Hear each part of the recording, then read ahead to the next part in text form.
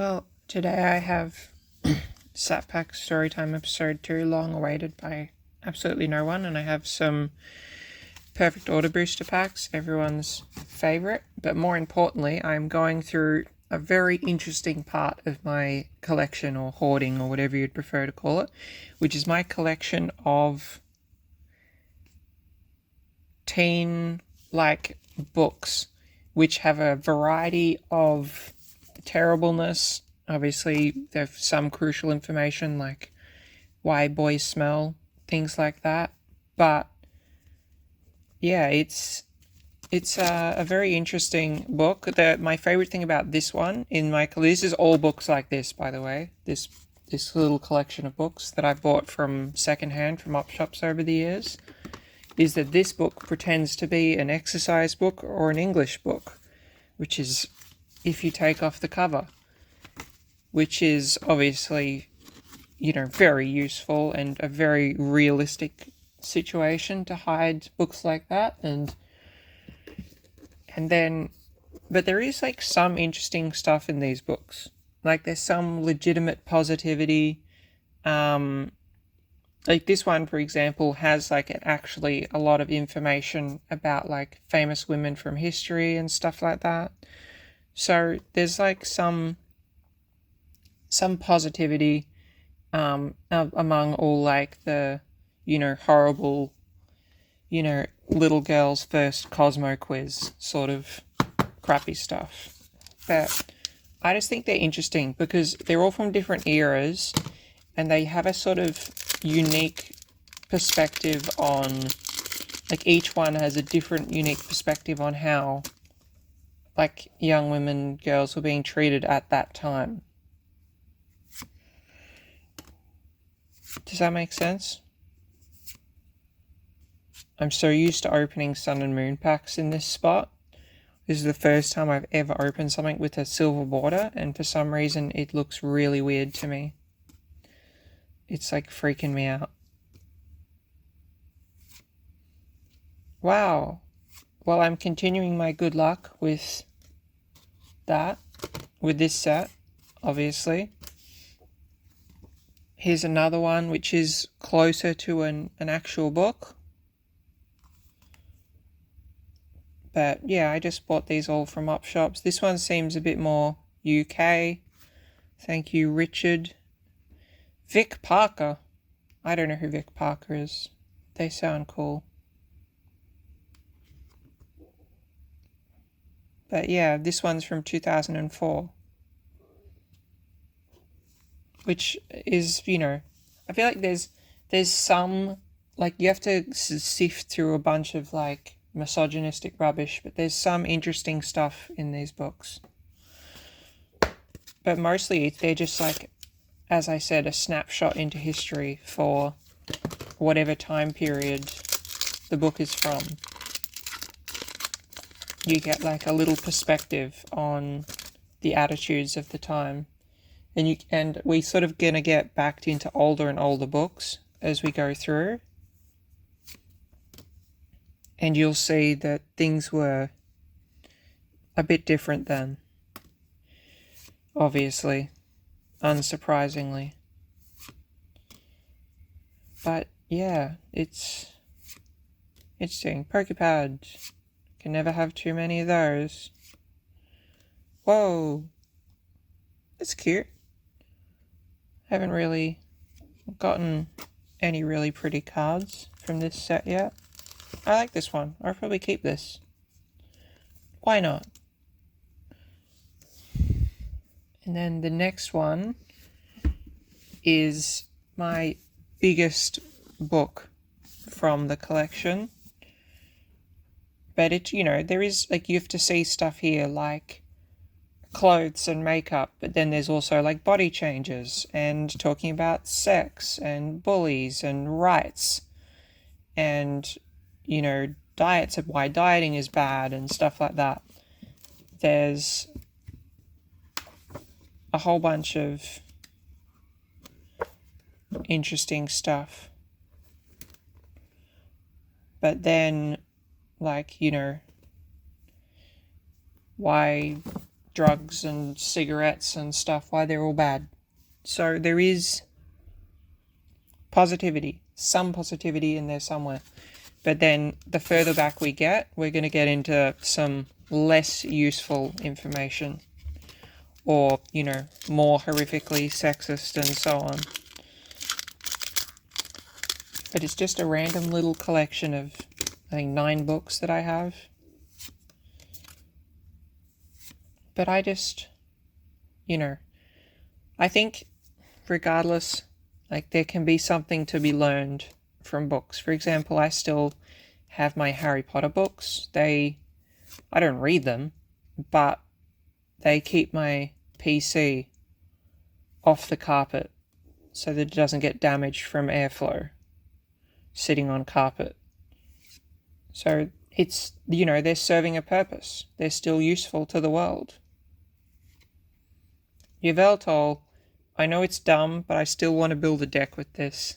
Somehow. There's got to be some stupid tech to make that work.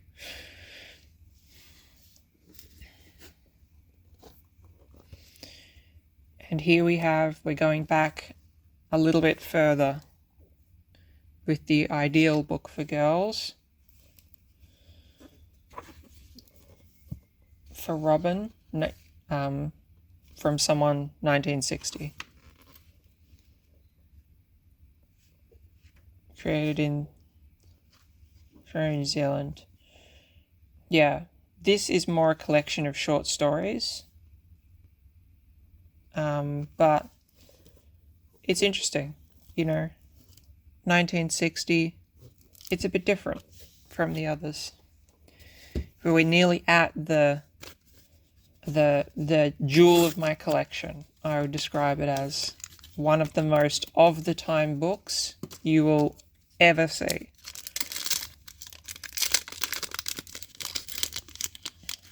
It's doing a lot to win at that category. I have to clean up and sleeve all these reverses after this. But yeah, no, it's trust me, you'll understand when you see it. Next time we have the worst book, and then we have the funniest, most interesting one. By worst, I mean just that it's got all sorts of messed up stuff in it. Whoa, that's off center. Look at that. That top border is leaving a lot to be desired. Bottom heavy. This is The Principles of Dressmaking. This is actually the oldest book.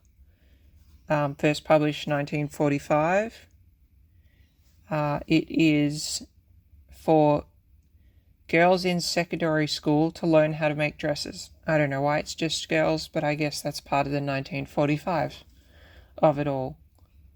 But yeah, there's even a section on boys' clothing. One little tiny bit. But I think this book is fascinating, because even though it is technically like an instructional manual, it has a lot of crazy words in it, like that are considered like, you know, slurs that you can't even say on YouTube now. Anyway, yeah, I purchased this from an op shop, and to me it is like one of the most significant parts of this little collection, even though it doesn't say like dressmaking for girls or something. There's a somehow in this instructional manual a lot of really sexist stuff, and it's just crazy how this was just like baked. Like, obviously I knew about it before this, but baked into like even like the textbooks in school, and that this was even like a mandatory class that people had to take in Australia in the 40s through to 60s. But yes, Principles of Dressmaking. Final pack.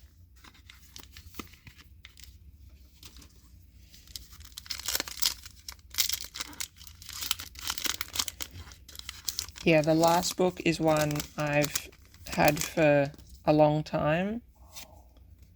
Like 5-6 years, maybe longer. And I just think it is fascinating. And even if you look at like the cover, the information, and like it's almost like a trap. Like it's almost like the book was designed to trick like sexist people into buying it as sort of like a gag gift, but then actually has some slightly enlightened messages. Oh my god, a full art Salazzle. Well, the color palette is fitting for the content of this video. That's a cool card. I'm not the hugest 5-band fan, but for a single Australian dollar, I bring you Women at the Wheel, the foremost authority on women drivers, the complete guide to better driving.